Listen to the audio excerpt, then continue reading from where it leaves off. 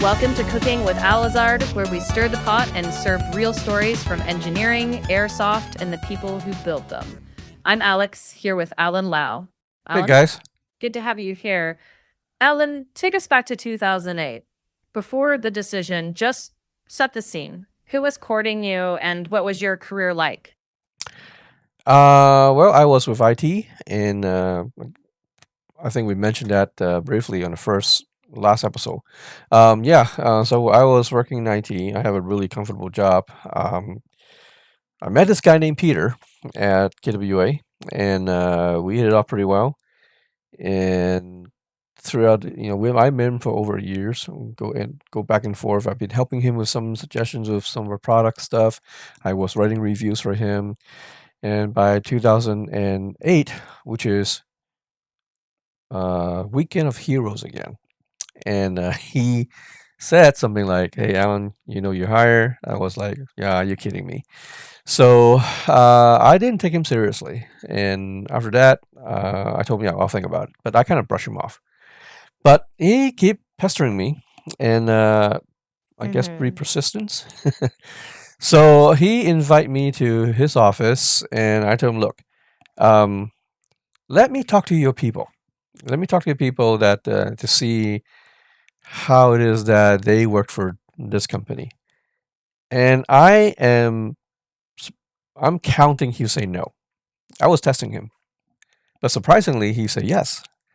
Of course, later on he said, "Alan, you're annoying," but yeah, I'm surprised he said yes. And I did talk to his people, and then we went off for grab lunch, and I remember clearly during lunchtime we went to a Japanese ramen restaurant called Fufute in Seat of Industry.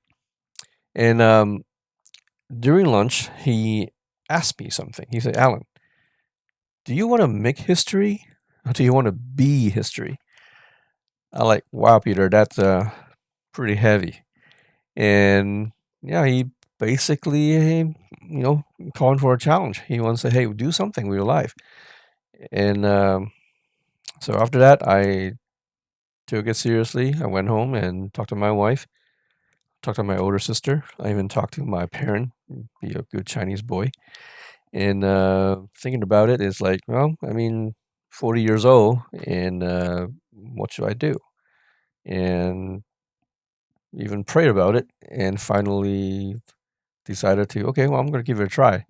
So I started at September 2008. Right. So September 2008 rolls around. You walk in on your first day. Paint that moment for us. What was waiting for you? Uh, Empty desk.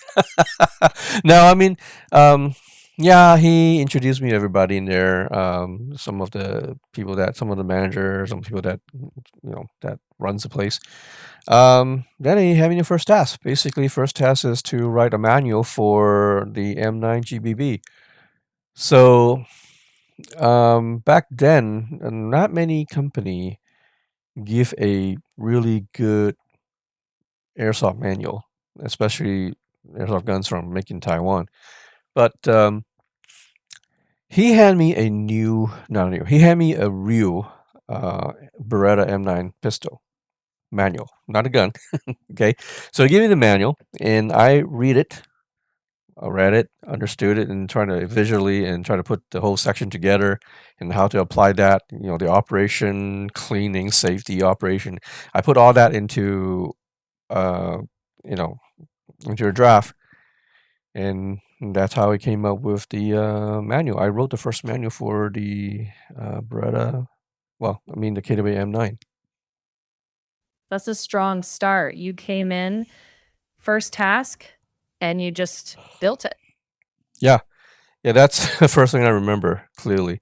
And after that, I mean, we had a lot of meetings. We talked about expanding and building a team together. So I think the other task is like start finding the right people.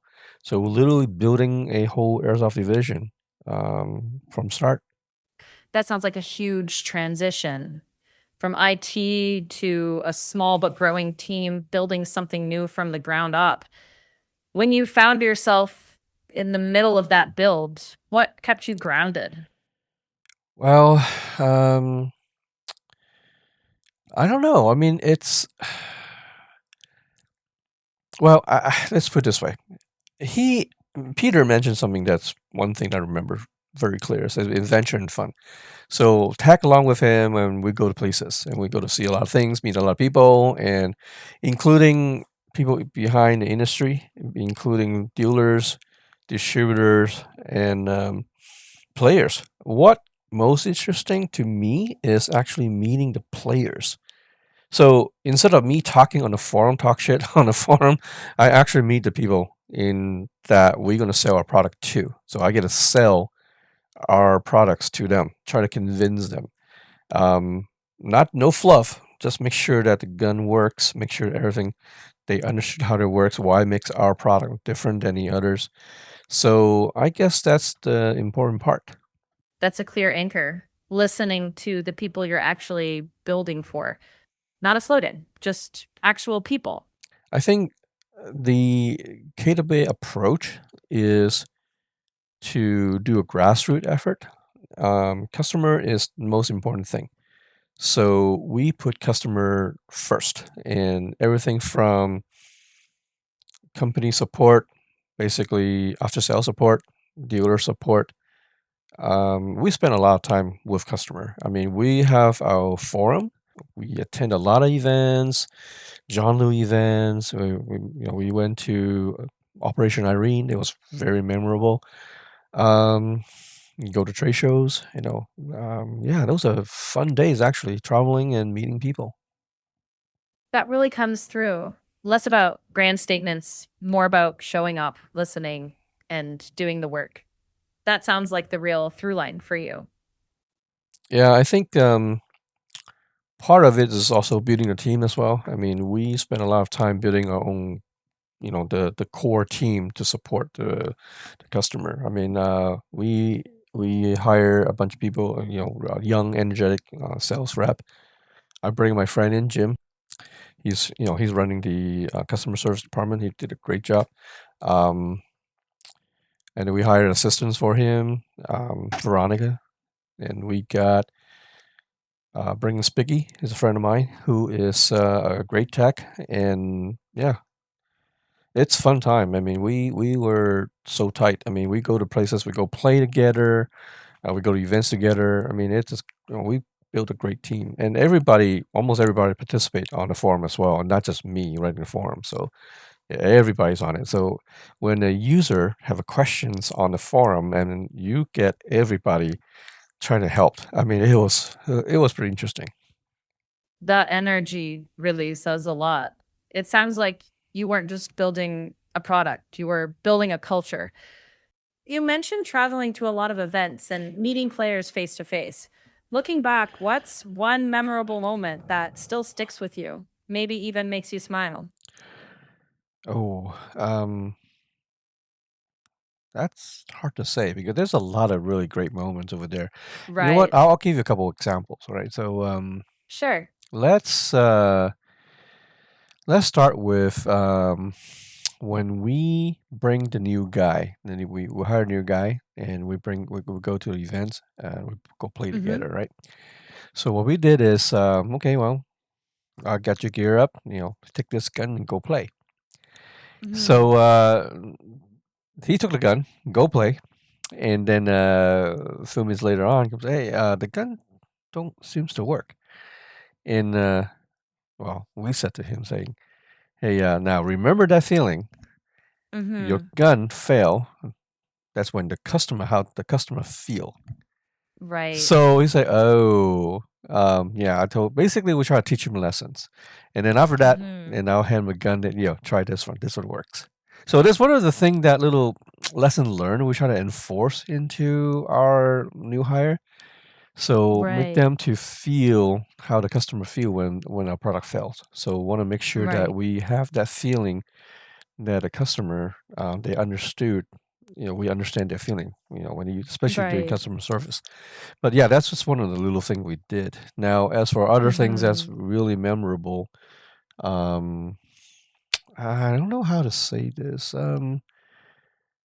Yeah, that's one time we were over at one of the Lion Claws event in Mhm. we were just chilling, we were having lunch. Matt Max is Master Sergeant. Um, he is call sign Matt Max, and he's a black guy.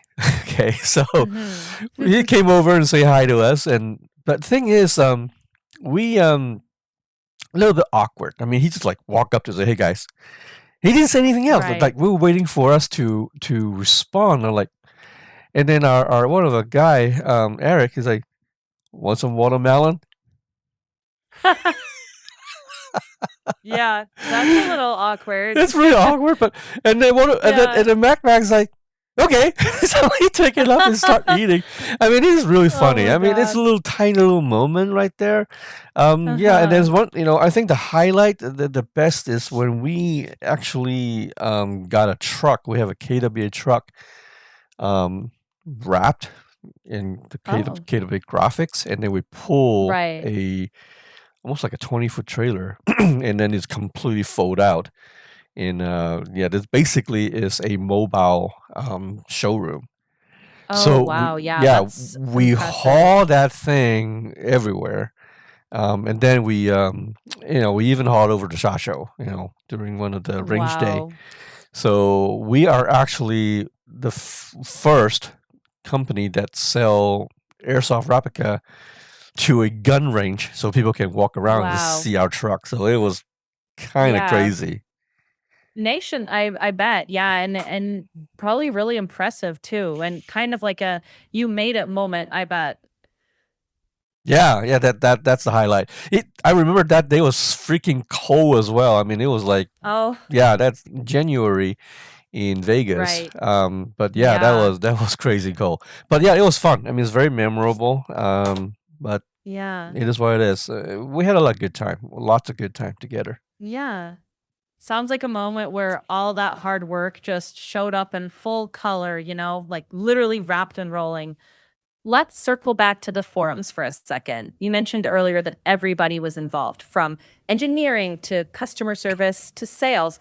If you had to pick just one thing, what was the hottest topic on the forums back then? Oh, I think the curiosity of the name KWA actually is the most discussed topic. We had a long thread about that. Everybody was chiming in. Some of the things that about KWA is they don't know what that means. Everybody think that the KWA is some letter, some meaning behind it. So we have a couple guys big suggestions like KWA is Korean Women Association to like Klingon Warrior Academies. The funny thing is actually cooking with Allizard is actually comes from that same thread. So I'm basically using the same thread to talk about KWA. But yeah, but the actual name is Rudder. Mm, I don't know. I don't have a word for it, but it's really nothing, meaning really nothing. I mean, we went back to Taiwan and I talked to the owner in Taiwan and said, "Hey, what does that mean?"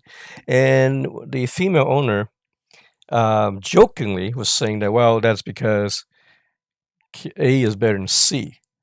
So I was like, what, Mm. really? So the reason why is back then there was also a company called KWC, and she was like jokingly saying A is better than C. So yeah, that's how we started. Like, yep, that's KWA. But yeah, no, really, it doesn't really mean anything. But that's a run of the joke. So the big mystery everyone was debating about for years basically came down to a playful one-liner. Yeah, I mean, it's kind of anticlimactic, I guess, but that's what it is. It's funny. People were hunting for hidden meaning, and the real story is just a little inside joke that took on the life of its own. So today we followed Alan's journey from IT into KWA, from writing that very first manual to helping build a tight-knit team and a culture centered around putting customers first, from events to the forums. We even got the story behind the KWA name. If you enjoyed this episode or you've got a story to tell us, a question or a topic you'd like us to cover, you can find all our contact information and social links in the show notes. We'd love to hear from you. I'm Alex. And I'm Alan. We'll see you next time. Thank you for listening.